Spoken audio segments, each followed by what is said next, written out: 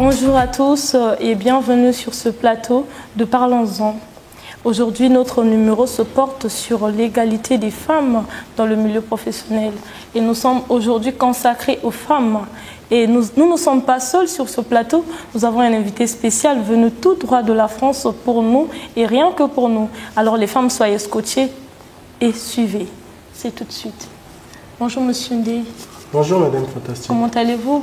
Écoutez, ça va très bien, merci.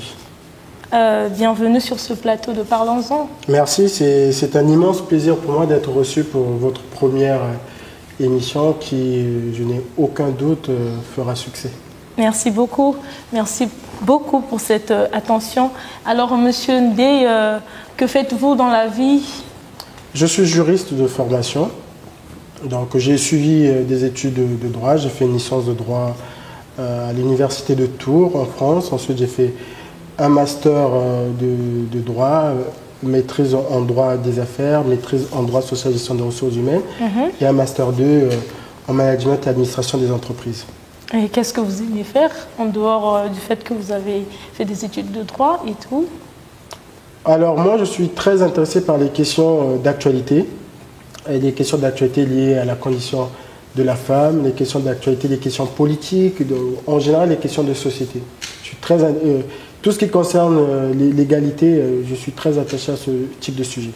Alors ça me plaît beaucoup de vous entendre dire cela parce que notre sujet se porte bien évidemment sur l'égalité des femmes. Non pas seulement l'égalité en général, mais dans le milieu professionnel. Alors est-ce que vous pouvez nous dire ce que vous connaissez concrètement de l'égalité des femmes? L'égalité, si on en fait une définition, l'égalité c'est le fait de traiter des personnes ou un groupe de personnes de la même manière. Ça c'est l'égalité, si on part sur la définition simple. Après, quand on parle d'égalité homme-femme dans le milieu professionnel, c'est-à-dire à diplôme égal, à compétences égales, est-ce que les femmes et les hommes ont les mêmes capacités d'évolution et ont les mêmes chances au travail? Avant de commencer, permettez-moi d'être un peu plus personnel. Donc, je vais rentrer dans votre vie s'il le faut. Et si vous étiez chef d'entreprise, est-ce que vous embaucherez les femmes? Ah oui. Ah oui. Vous savez, je vais vous dire une chose, une anecdote.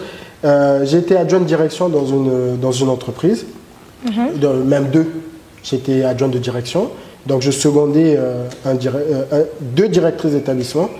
Et ça a été l'une des meilleures expériences, c'était les deux meilleures expériences de ma vie, parce que travailler sous l'autorité des femmes, c'est complètement différent de travailler sous l'autorité des hommes. J'ai déjà eu à travailler sous l'autorité d'un homme. Je ne dirais pas que je n'aime pas, mais j'ai bien plus préféré travailler sous l'autorité d'une femme que travailler sous l'autorité d'un homme. Pensez-vous que les femmes ont plus de capacités dans le travail? Est-ce qu'elles sont plus agiles, plus expertes, si on peut le dire?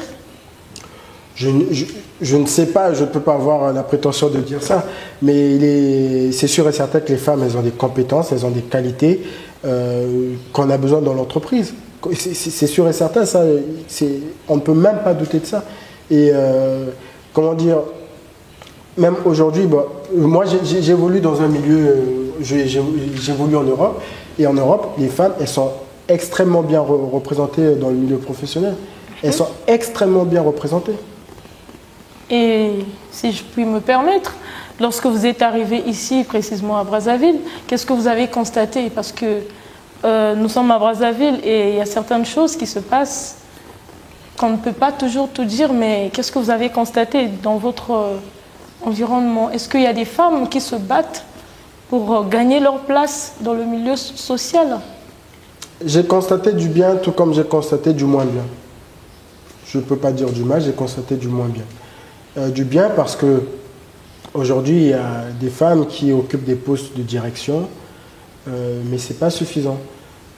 Du bien parce qu'il y a des dispositions législatives et réglementaires qui permettent d'insérer les femmes dans le milieu professionnel. Il y a du moins bien parce qu'on reste dans une société qui est encore profondément patriarcale, c'est-à-dire qui est dominée par les femmes. Et je prends un tout petit exemple. Le seul exemple de cette société patriarcale, quand on regarde le code de la famille aujourd'hui au Congo, Oui. le code de la famille prévoit que pour une femme congolaise, pour qu'elle puisse ouvrir un compte, il faut qu'elle ait l'autorisation de son père. Bon, force est de constater que ça n'est pas pratiqué dans le secteur bancaire, c'est une très bonne chose. Mais si le secteur bancaire décidait de s'attacher rien qu'à la loi et à la loi, bah, beaucoup de femmes aujourd'hui auraient besoin des hommes pour ouvrir un compte. Le frère, le père, l'oncle, ce qui est inconcevable en 2024. S'il faut poursuivre, Monsieur Ndeye, quels sont les défis auxquels les femmes sont confrontées dans leur carrière professionnelle, selon vous? Oh, vous savez, elles sont confrontées à plusieurs défis. Elles sont confrontées à un défi d'évolution professionnelle. En termes d'évolution professionnelle, on peut parler d'évolution hiérarchique, ou je dirais un peu plus précisément verticale et horizontale. Vous voyez. Verticale, ça va être augmenter dans la hiérarchie en termes de poste, et horizontale, ça va être avoir plus de responsabilités au sein du même poste. Et aujourd'hui, les femmes sont confrontées plutôt à la question liée à la verticalité qu'à l'horizontalité, c'est-à-dire d'augmenter dans la hiérarchie en termes de postes de direction, de management et compagnie. Mais comment se fait-il que ces femmes ne trouvent pas d'initiative pareille? Comment on peut expliquer cela? Je pense que le problème vient à la source, à la racine. Et je pense que ça vient dès l'enfance. Parce que tout à l'heure, je disais qu'il faut mettre en place des lois, mais ça ne suffit pas. Ensuite, il faut faire une pédagogie. La pédagogie, c'est-à-dire expliquer, valoriser. Et si, depuis l'enfance, on a appris à la femme, comme dirait un célèbre pasteur, la place de la femme, c'est dans la cuisine, bah, il est certain que la femme, elle va se dire, non, moi, je vais au travail, je finis, je rentre chez moi, je vais faire la cuisine à mon mari.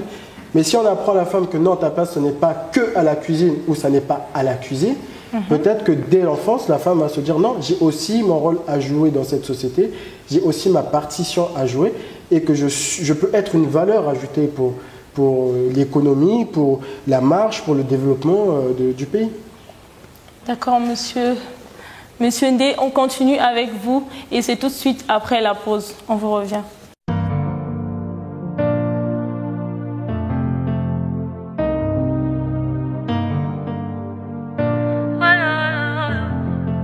Rémunérateur de ceux qui le cherchent. Aïe, aïe, aïe.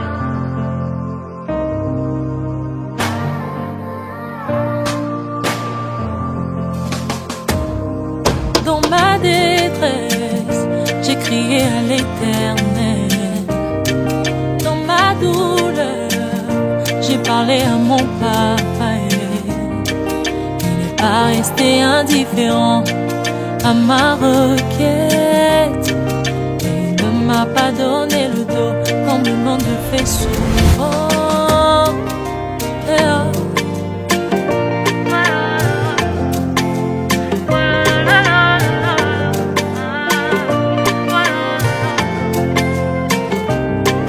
Dans ma détresse, j'ai crié à l'Éternel. Dans ma douleur, j'ai parlé à mon papa. Il n'est pas resté indifférent à ma requête. Et il ne m'a pas donné le dos comme le monde le fait souvent. Il m'a vu, il m'a tendu la main, il m'a dit ne t'inquiète pas. Il m'a vu, il m'a tendu la main, il m'a sorti de cette fosse. Oh mon Jésus, tu es tellement bon. Oh mon Jésus, tu es tellement bon.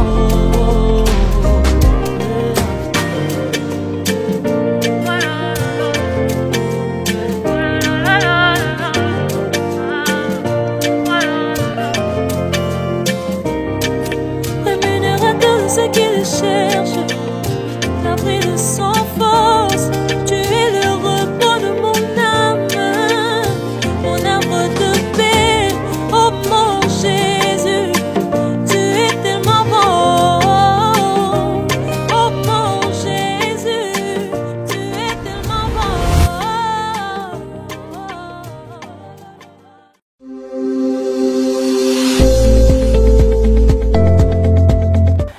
téléspectateurs, nous sommes de retour sur ce plateau avec Monsieur Ndeye.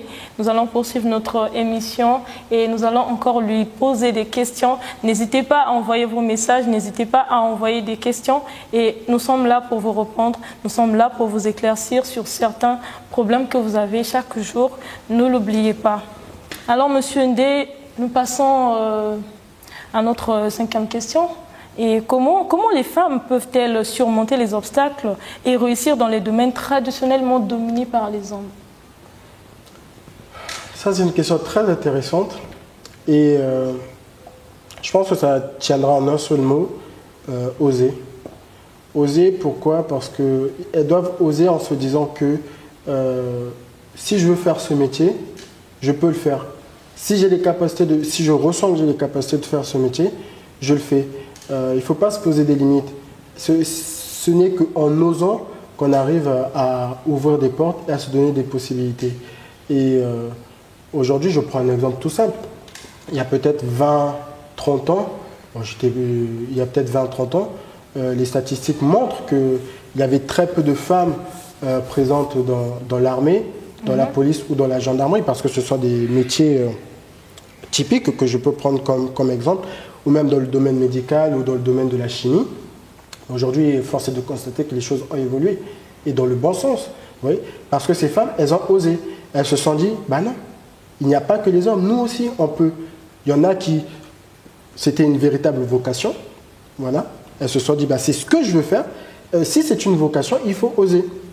Et si à ce moment, bah, il y a des femmes qui se retrouvent face à des situations où, si et seulement si il existe des dispositions de nature discriminatoire dans la législation congolaise qui interdit aux femmes de faire tel ou tel métier, à ce moment, les femmes peuvent saisir les juridictions compétentes pour constater la discrimination qui existe, parce que notre constitution interdit la discrimination.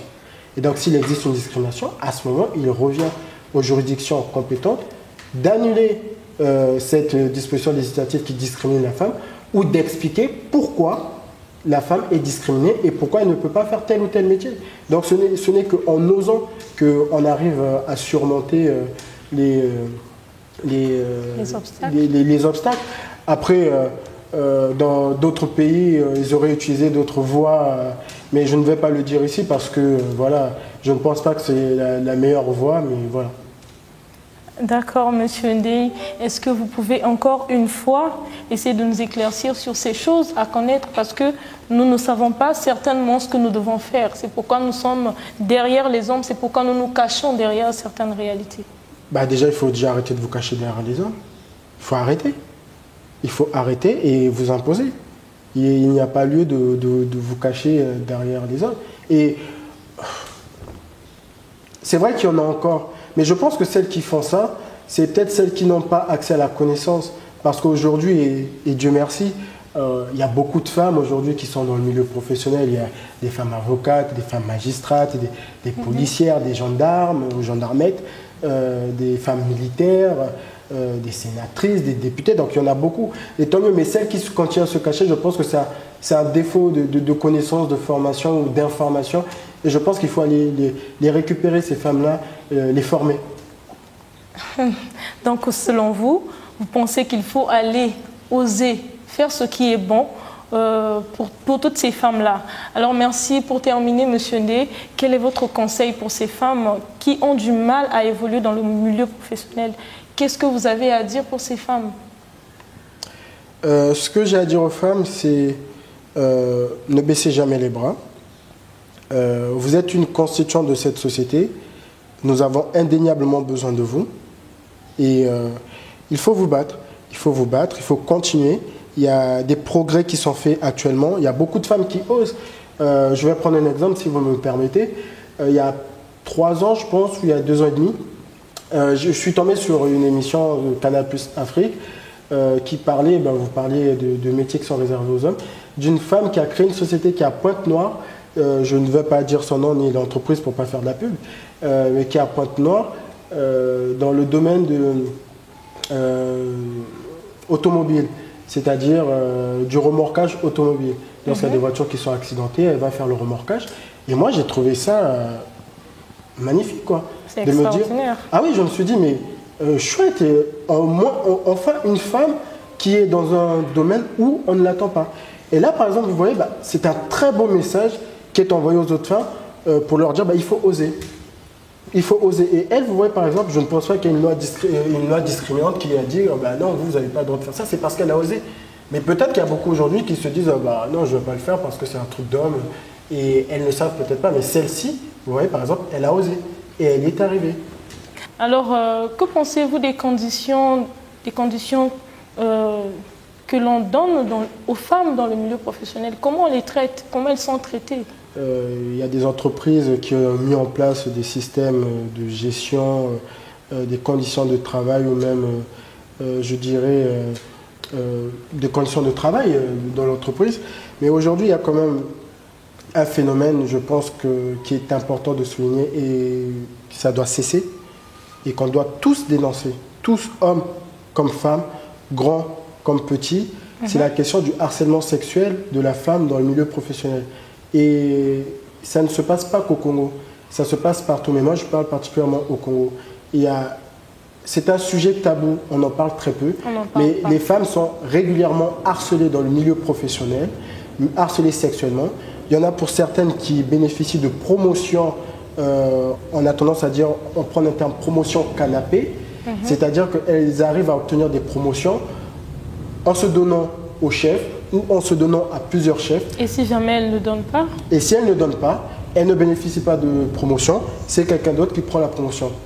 Ça doit stopper, ça doit s'arrêter.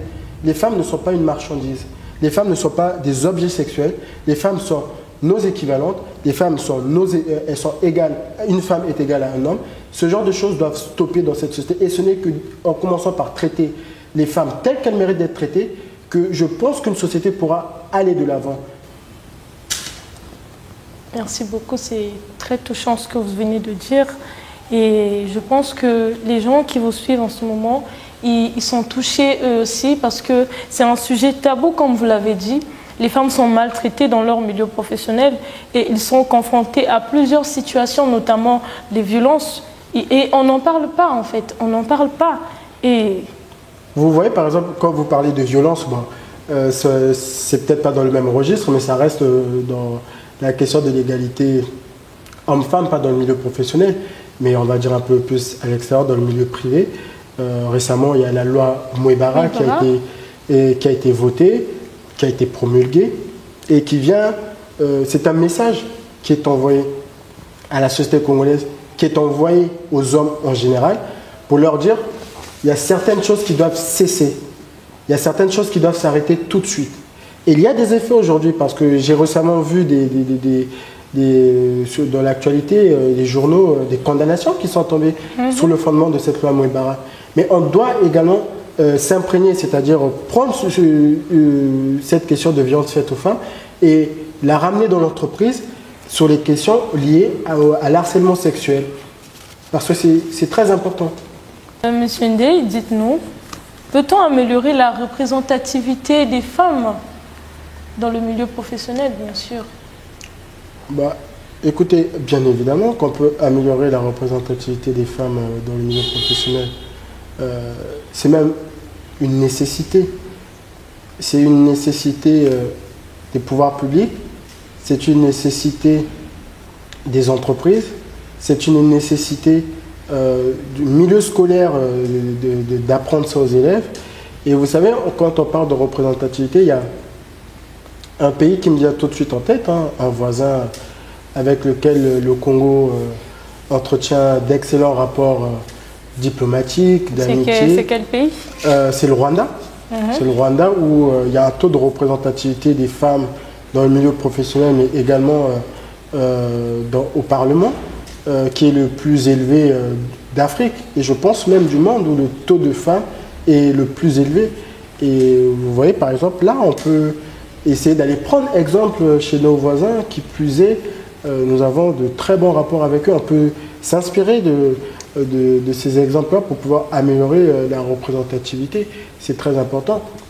On peut aussi améliorer la représentativité tout simplement en associant les femmes dans toutes les étapes de décision qui vont avoir un impact concret sur la vie professionnelle des femmes. Donc là, vous avez deux axes sur lesquels on peut se servir. D'accord. On dit souvent que l'on ne connaît pas assez et qu'on n'a pas assez de connaissances pour pouvoir faire ci ou ça. Quel est votre conseil vis-à-vis de ces femmes qui n'ont pas de connaissances sur leurs droits, sur leur façon de faire, parce qu'elles sont malmenées au quotidien, parce qu'elles ne savent pas réellement quels sont leurs droits? 3 mots. La formation, l'information, la formation. C'est 3 mots. Mais je dis 3 mots, mais 2 mots qui se répètent. Formation, information, je dirais 2 mots. Formation, information. Formation, information. Formation, pourquoi? Parce que, vous savez, les deux vont de pair, donc les deux vont ensemble. Lorsqu'on forme une personne, la personne nécessairement va retenir cette information et elle va pouvoir ensuite derrière la partager. Et une information partagée vaut mieux qu'une information que l'on garde pour soi. Vous voyez? Lorsqu'on partage une information et que cette information elle est nécessaire à tous, elle permet de faire avancer les gens. Vous voyez? 1 plus 1 égale 2, mais 1 moins 1, ça fait 0. Oui. Donc c'est très important, la formation et l'information. Donc la formation, c'est la formation à l'école, former les jeunes filles, former les femmes, depuis l'école, à leur avenir professionnel, enseigner sur les enjeux à venir des femmes, de la place de la femme dans la société. Et enfin, l'information, par exemple, toutefois qu'il y a des sujets qui concernent la place des femmes, comme je l'ai dit, associer les femmes dans le processus de décision. C'est très important. Je ne sais pas pour vous, mais il y a de ces femmes qui n'ont jamais étudié comment ces femmes-là feront à leur tour, parce que vous avez parlé de la formation, de l'information. Concrètement, il y a des femmes qui n'ont rien appris. C'est la vulgarisation. Même si on ne va pas à l'école, nous sommes tous constitués d'un cerveau, je pense. Je n'ai jamais connu un humain qui n'a pas de cerveau, sauf si vous avez connu, vous pouvez m'en dire. Mais dès lors, je pense qu'on a un cerveau, on a la capacité de retenir des informations. Après, peut-être pas, il y en a, je dirais, bon, nous sommes au Congo, hein, l'essentiel de la scolarité des gens est fait, l'essentiel est fait en français, pardon. Et il y a des gens qui ne parlent pas du tout le français ou très peu le français. Alors à ce moment, il faut avoir la capacité de s'adapter. En parlant en lingala, en parlant en kituba, en parlant en lari, en boshi, en tout ce que vous voulez, quoi. Merci Monsieur Ndeye. Nous sommes arrivés à la fin de cette rubrique et nous allons aussi vous demander si vous pouvez continuer avec nous pour la suite de l'émission. Ah, avec plaisir. Mesdames et messieurs, restez connectés. Nous poursuivons avec ce numéro. Et donc, n'oubliez pas d'envoyer les messages, n'oubliez pas d'envoyer vos remarques, n'oubliez pas d'envoyer vos inquiétudes. Nous sommes là pour répondre à vos inquiétudes.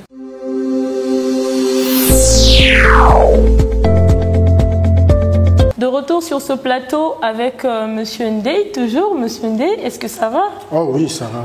D'accord, Monsieur Ndeye, nous allons passer à notre coup de cœur, tout comme moi, et essayer d'en dire un peu plus aux téléspectateurs. C'est quoi votre coup de cœur par rapport à ce sujet, par rapport à l'évolution des femmes dans le milieu professionnel? Mon coup de cœur, c'est une série sur Netflix qui s'appelle Self-Made, d'après la vie de C.J. Walker, qui est une femme américaine, pionnière des lotions cosmétiques, qui s'est battue dans une Amérique ségrégationniste, raciste, et qui a réussi à devenir l'une des premières femmes noires richissimes aux États-Unis dans le domaine de la cosmétique, parce qu'à l'époque, il n'existait pas de cosmétiques pour les femmes noires. Et donc, elle s'est battue, elle a osé, comme je disais tout à l'heure, elle a osé, et elle a réussi à s'imposer. Et elle a fini par être reconnue par ses pairs, et en créant tout un empire qui aujourd'hui a suscité des envies de Netflix de retracer autour de 4 épisodes la success story de cette femme, que je conseille à beaucoup de personnes de regarder, à beaucoup de jeunes filles. Ça pourrait peut-être en inspirer certaines dans les années à venir.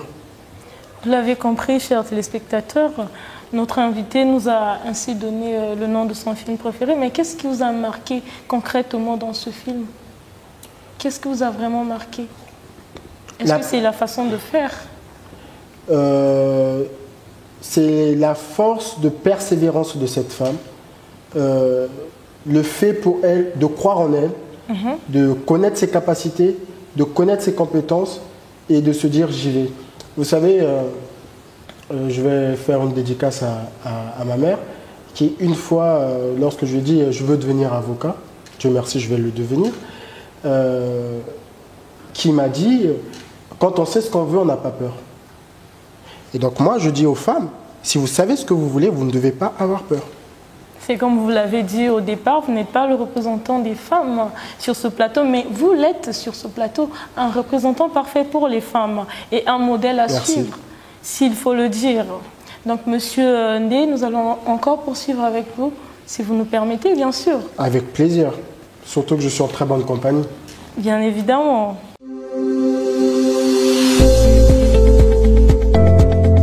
Nous revenons encore ici sur ce plateau et cette fois-ci, nous allons vous demander le saviez-vous? Et le saviez-vous pourquoi? Parce que certaines personnes utilisent des expressions qui parfois ils ignorent la signification. Et aujourd'hui, nous allons donner un peu plus de lumière à cette expression qui dit « Ola li bala lelio ». Monsieur Ndé, dites-nous un peu plus. Qu'est-ce que vous comprenez de cette expression-là? Il y a deux explications. Il y a l'explication des personnes qui, je dirais, ont envie de réfléchir. Et il y a l'explication des personnes qui sont un peu tordues d'esprit, qui ont les idées mal placées. Et nous sommes dans une émission sérieuse, donc je n'irai pas dans ce deuxième sens. J'irai plutôt dans le premier sens.